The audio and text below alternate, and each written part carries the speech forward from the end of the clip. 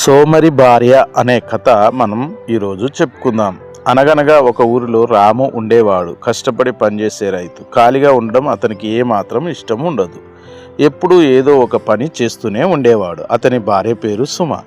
సుమ చాలా తెలివైనదే, కానీ ఆమెకు సోమరితనం చాలా ఎక్కువ. సోమరితనంలో బద్ధకం భాస్కర్ చెల్లెలు అన్నట్టుగా ఉండేది.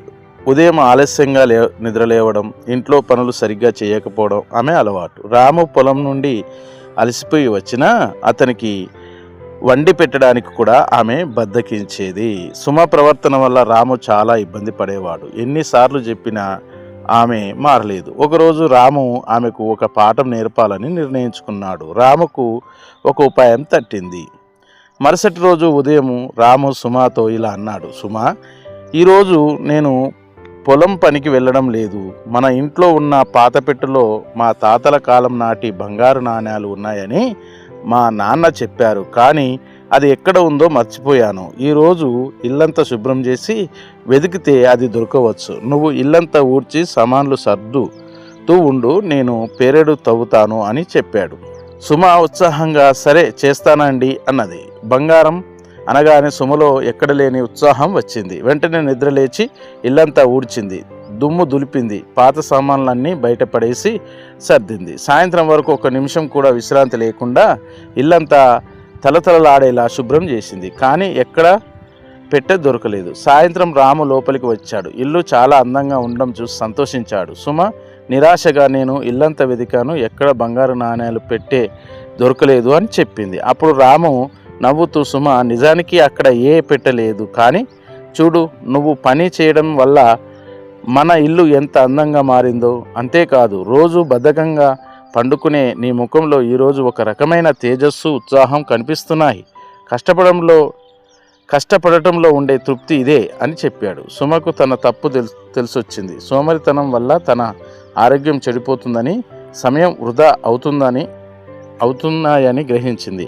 ఆ రోజు నుండి ఆమె సోమరితనాన్ని వదిలేసి రాముకు తోడుగా ఉంటూ ఇల్లును చక్కదిద్దుకుంది. అలా వారు కలిసిమెలిసి కుటుంబాన్ని అభివృద్ధి చేసుకున్నారు. ఈ కథలోని నీతి: సోమరితనం మనిషికి విలువ లేకుండా చేస్తుంది. కష్టపడి పనిచేయడం వల్ల కలిగే తృప్తి, ఆరోగ్యం మరి ఇతర సంపదలతోనూ సాటిరావు.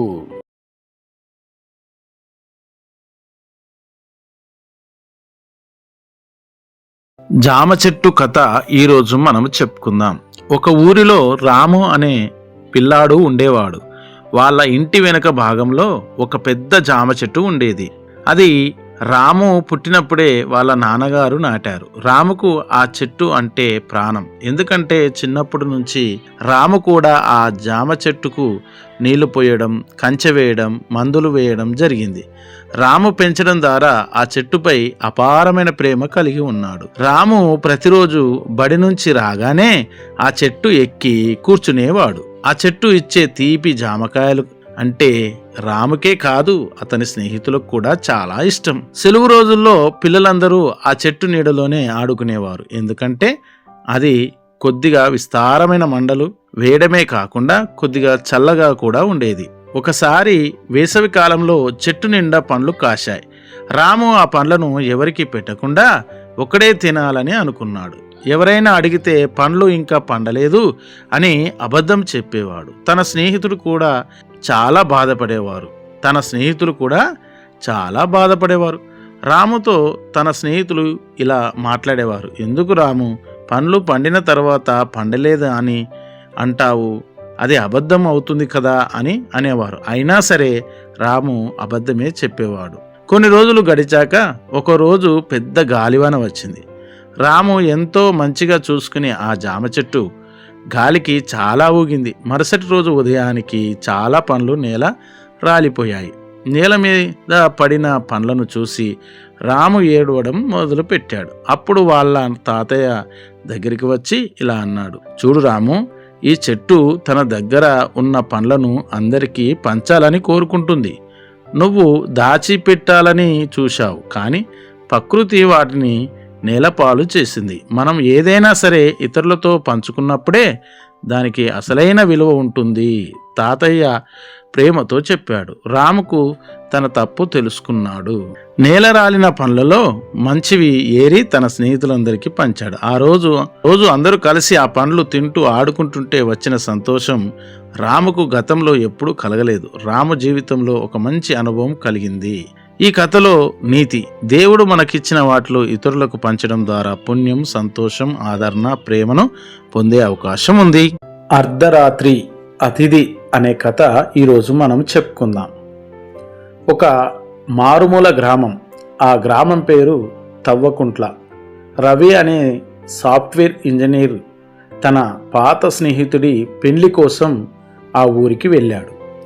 పెళ్లి పనులు ఆలస్యం కావడంతో నాకు పండుకోవడానికి ఒక స్థలం ఏర్పాటు చేయండి అని అక్కడున్న పెళ్లివారితో అన్నాడు.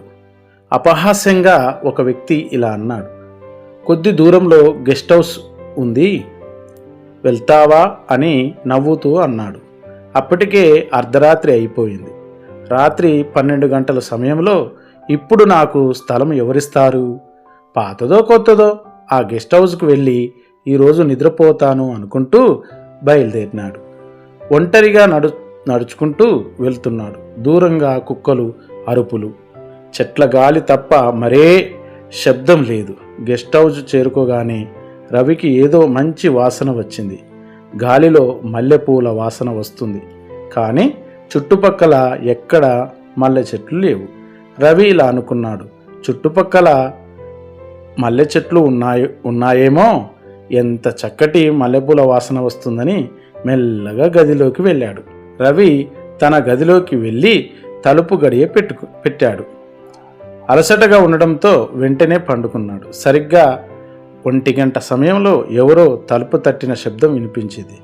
టక్ టక్ టక్ శబ్దం వస్తూనే ఉంది. ఎవరిది అని రవి అడిగాడు. సమాధానం లేదు. మళ్ళీ నిద్రపోవడానికి ప్రయత్నించాడు. ఈసారి కిటికీ దగ్గర ఎవరో నిలబడినట్టు నీడ కనిపించింది. రవి ధైర్యం చేసి కిటికీ దగ్గరికి వెళ్ళి చూశాడు. అక్కడ ఎవరూ లేరు, కానీ కిటికీ అద్దం మీద తడివేలి ముద్రలు ఉన్నాయి.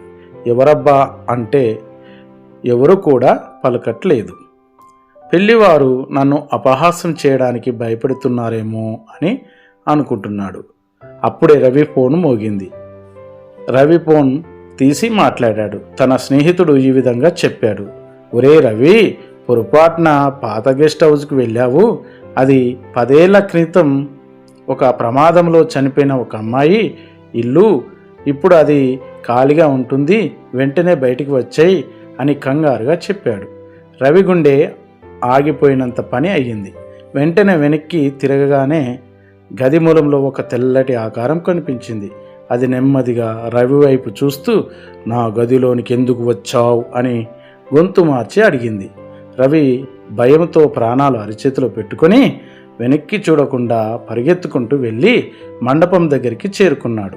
తెల్లారి వెళ్ళి చూస్తే అతను వదిలేసిన బ్యాగు కిటికీ బయట పడి ఉంది. ఆ బ్యాగు మీద మళ్ళీ రాకు అని గోర్లతో గీసినట్టు రాసి ఉంది. వచ్చిన ఆ అతిథి భయంతో వెంటనే తన ఊరికి వెళ్ళిపోయాడు. మళ్ళీ ఎప్పుడు కూడా ఆ ఊరికి తిరిగి రాలేదు. ఈ కథలోని నీతి: కొత్త చోటుకు వెళ్ళినప్పుడు మనం చాలా జాగ్రత్తగా ఉండాలి. ఎదుటి వాళ్ళు చెప్పే మాట కూడా మనం అర్థం చేసుకుని జాగ్రత్త పడడం మంచిది. ఒక అడవిలో ఒక నక్క, ఒక ఒంటె స్నేహంగా ఉండేవి. ఒకరోజు నక్కకు నది అవతలి ఒడ్డున ఉన్న పచ్చని చెరుకు తోటను చూసి నోరూరింది. కానీ నది దాటడం నక్కకు సాధ్యం కాదు. దాంతో అది ఒంటె దగ్గరికి వెళ్ళి, మిత్రమా, నది అవతల అద్భుతమైన చెరుకు తోట ఉంది, మనం వెళ్ళి తిందాంరా అని ఊరించింది. ఒంటె సరేనని ఒప్పుకొని నక్కను తన వీపు మీద ఎక్కించుకొని నది దాటించింది. ఇద్దరు కలిసి తోటలో చెరుకు గడలను హాయిగా తినడం మొదలుపెట్టారు. నక్క పొట్ట చిన్నది కాబట్టి అది త్వరగా నిండిపోయింది. వెంటనే నక్క, మిత్రమా, నాకు తిన్న తర్వాత ఊల వేయడం అలవాటు అని చెప్పింది. ఒంటె, వద్దు మిత్రమా, నువ్వు అరవవద్దు, అది వింటే రైతు వచ్చి నన్ను కొడతాడు అని బ్రతిమిలాడింది. కానీ నక్క వినకుండా గట్టిగా ఊల వేసింది.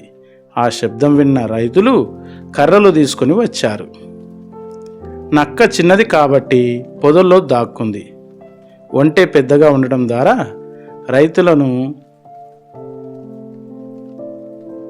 రైతులకు వెంటనే కనిపించింది. ఒంటెకు రైతుల చేతిలో దెబ్బలు తప్పలేదు. దెబ్బలు తిన్న ఒంటె వెంటనే చెరుకు తోటలో నుంచి బయటికి వచ్చేసింది. ఒంటె నొప్పులతో నది దగ్గరికి వచ్చింది. నక్క రైతులు వెళ్ళిన తర్వాత మెల్లగా నది దగ్గరికి వచ్చింది. నక్క మళ్ళీ ఒంటె వీపు మీద ఎక్కి, మిత్రమా పద వెళ్దాం అంది. నది మధ్యలోనికి వెళ్ళాక ఒంటె ఇలా అంది, మిత్రమా, నాకు తిన్న తర్వాత నీళ్ళలో మునకలు వేయడం అలవాటు అని అన్నది. నక్క భయపడుతూ వద్దు వద్దు వద్దు, నేను మునిగిపోతాను అని అరిచింది. కానీ ఒంటె వినకుండా నీళ్ళలో మునిగింది. ఫలితంగా నక్క నీళ్ళలో పడి కొట్టుకుపోయింది. చివరికి నక్క మరణించింది. ఈ కథలోని నీతి: ఉపకారికి అపకారం చేయకూడదు. మనం ఇతరులకు చేసే కీడు మనకే తిరిగి వస్తుంది. అపకారికి అపకారమే ఎదురవుతుంది. ఒక అడవిలో ఒక ముసలి సింహం ఉండేది. దానికి వేటాడే శక్తి తగ్గిపోయింది. ఆ సింహానికి మాంసం సంపాదించుకోవడం చాలా కష్టమైంది. దాంతో అది ఒక ఉపాయం ఆలోచించింది. ఎలా అంటే, నేను జబ్బుగా ఉన్నట్టు నటిస్తే మిగతా జంతువులు నమ్మి నా దగ్గరికి వస్తాయి. అప్పుడు హాయిగా నేను వాటిని పట్టుకొని చంపి తింటానని ఆలోచన చేసింది. తాను జబ్బు పడినట్లు నటిస్తూ ఒక గుహలో పండుకుంది. తనను చూడడానికి వచ్చే జంతువులను లోపలికి రాగానే చంపి తినివేయడం మొదలుపెట్టింది. ఇది ఇలా చాలా రోజులు కొనసాగింది. కొన్ని రోజులకు ఒక తెలివైన నక్క అక్కడికి వచ్చింది. అది నేరుగా లోపలికి వెళ్లకుండా గుహ బయట నిలబడి సింహాన్ని ప్రేమగా పలకరించింది. నక్క ఈ విధంగా మాట్లాడే ప్రయత్నం చేసింది. మాట్లాడసాగింది. మురుగరాజా, ఎలా ఉన్నారు? ఆరోగ్యం కుదుట పడిందా అని అడిగింది. సింహం ఇలా మాట్లాడింది. అయ్యో నక్క బావా, చాలా నీరసంగా ఉంది. మాట కూడా రావటం లేదు. నిన్ను చూసి చాలా రోజులైంది. ఒకసారి లోపలికి వచ్చి నా పక్కన కూర్చోవా అని ప్రేమతో నక్కను రమ్మని పిలిచింది. మరొక్క మాట కూడా పలికింది. కొద్దిగా నీవు వస్తే ఆదరించిన వాడవైతావని మాట్లాడింది. నక్క నేల వైపు పరిశీలించి చూసింది. అన్ని జంతువులు లోపలికి పోయే అడుగులే ఉన్నాయి. బయటికి వచ్చిన అడుగులు లేవు. వెంటనే చిరునవ్వు నవ్వింది నక్క. నక్క సింహంతో ఇలా అన్నది, క్షమించండి రాజా, నేను లోపలికి రాలేను. ఎందుకంటే ఈ గుహలోనికి జంతువులు వెళ్ళిన అడుగుజాడలు కనిపిస్తున్నాయి, కానీ ఒక్కటి కూడా బయటకు వస్తున్నట్లు కనిపించడం లేదు. అంటే లోపలికి వెళ్ళిన జంతువులు తిరిగి రాలేదని అర్థం అని చెప్పి అక్కడి నుండి మెల్లగా జారుకుంది. వెళ్ళి అడవిలో ఉన్న జంతువులకు సింహం యొక్క మోసాన్ని చెప్పింది. సింహం యొక్క ఆశ నిరాశ అయిపోయింది. కథలోని నీతి: ప్రేమతో మాట్లాడే ప్రతి వ్యక్తిని మనము నమ్మకూడదు. ప్రతి సమయంలో మనం చాలా జాగ్రత్తగా ఉండాలి. మన సమయస్ఫూర్తి మనల్ని కాపాడుతుంది. లైక్ చేయండి, సబ్స్క్రైబ్ చేయండి, బెల్ కొట్టడం మర్చిపోకండి.